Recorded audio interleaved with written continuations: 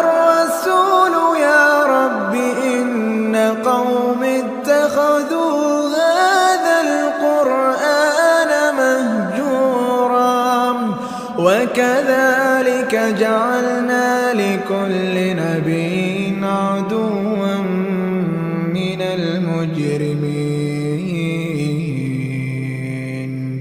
وكفى بربك هاديا ونصيرا.